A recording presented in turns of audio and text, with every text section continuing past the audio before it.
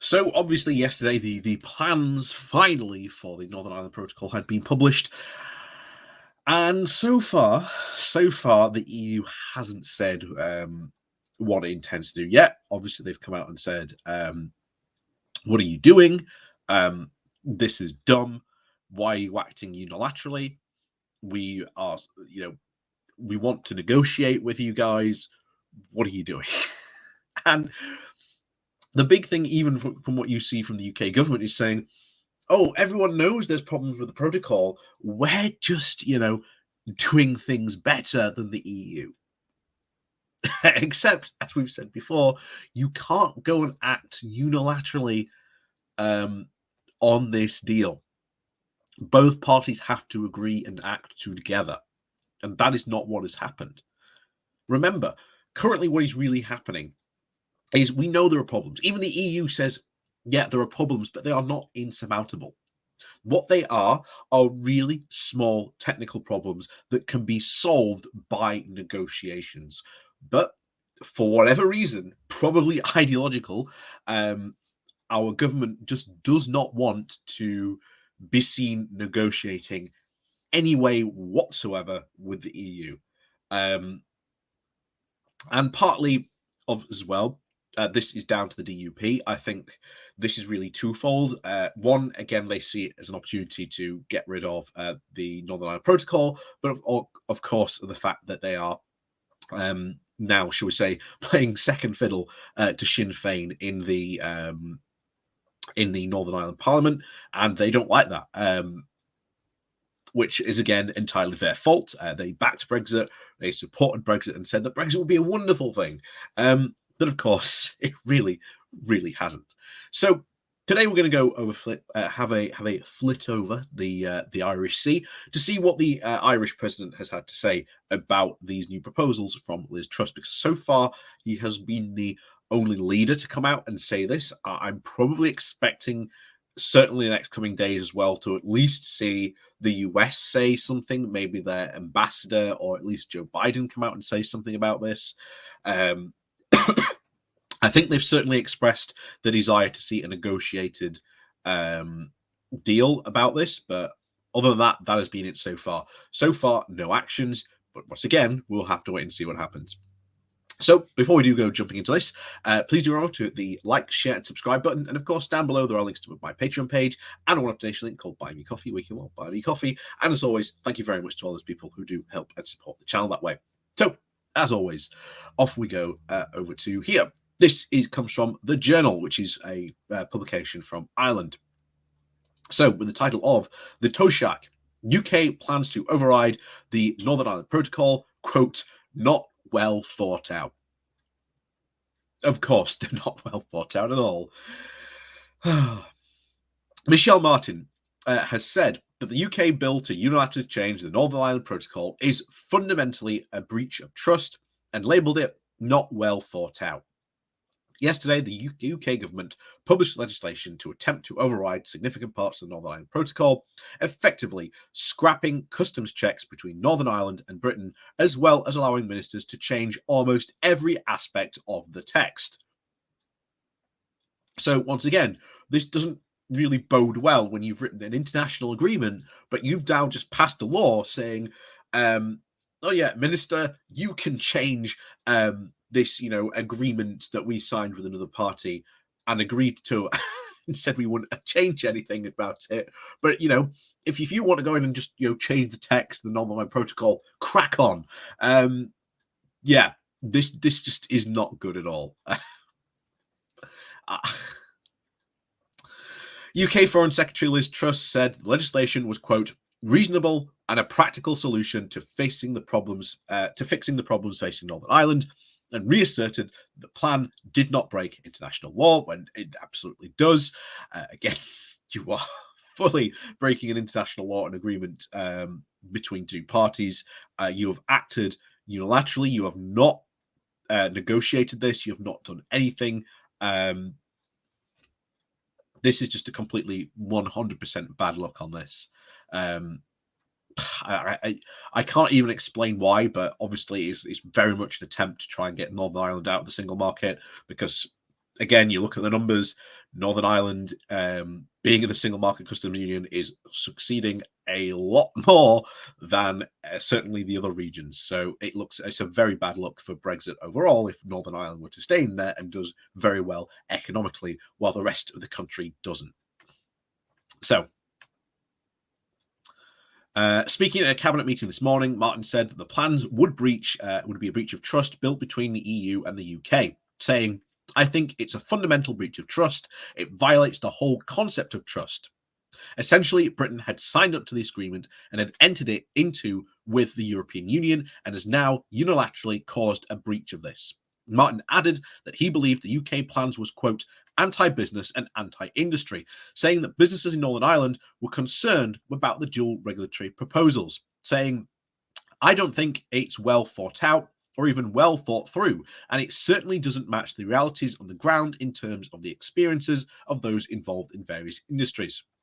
Earlier this morning, the Foreign Affairs Minister Simon Covey hit out against the UK government plans, calling them reckless and illegal, saying if this legislation takes effect, it will be illegal as well because effectively what has happened here is the British government is empowering its ministers to disregard large elements of an international agreement, which is international law, said Covey, speaking on News Talk Belfast. The UK government is sending the message to the EU and to Ireland to either give us what we want or we're going to take it anyway. I mean, it's an extraordinary position for the British government to take, particularly when they haven't made any efforts at negotiating since the 11th of February. And we've said this numerous times whenever this has come up. Our government just isn't interested in negotiating, and it's ideological for sure. You know, but why they aren't doing this, it just it just doesn't make any sense. It really doesn't. You can say explanations of it's the Brexit ideology or whether they just want to do this to try and help save Boris Johnson. It's really difficult, and especially doing this now where this is going to cause probably serious trade conflicts with the EU, especially at a time of cost of living crisis. It is not going to be good. It is not going to be good at all. Anyway, Covey said that he believed the bill had, quote, a long way to go before it ends up in British law, due to both the unease within the Conservative Party as well as the opposition to bill on the opposition benches in Westminster. However, he said that both Ireland and the EU need to plan how they would respond if the bill has become law, saying, "We need to have a plan as Ireland as well as the EU collectively. For now, how would we respond to this if it were to become law? Because we cannot allow a situation where Ireland becomes the collateral damage of a reckless British governmental strategy on the Northern Ireland Protocol." When asked about the UK government's legal basis for the bill, the doctrine of necessity, Coventry said that he did not accept it at all, saying that it was not the last option available, saying, "I do not accept it at all because it relies on this being the last and only resort in terms of protecting a key national interest. But of course, it is not because it is an open negotiation." Covey and the current relations between the UK and Ireland are in the worst position since he became the Affairs Minister, saying, "In my time, I haven't seen relations in this place before. Unfortunately, what we have now is a British government setting aside the approach and committing to a partnership with the Irish government, and we are at the moment, we are in uncharted waters." Truss said that the action was taken on the protocol due to the ongoing political situation in Northern Ireland, with the DUP refusing to return to power sharing due to the Northern Ireland Protocol, saying, "The reason that we feel absolutely had to take this action is because of the situation in Northern Ireland," said Truss, speaking on the Good Morning Today Ulster, saying, "The fact is that the Belfast/Good Friday Agreement is being undermined." No, it isn't.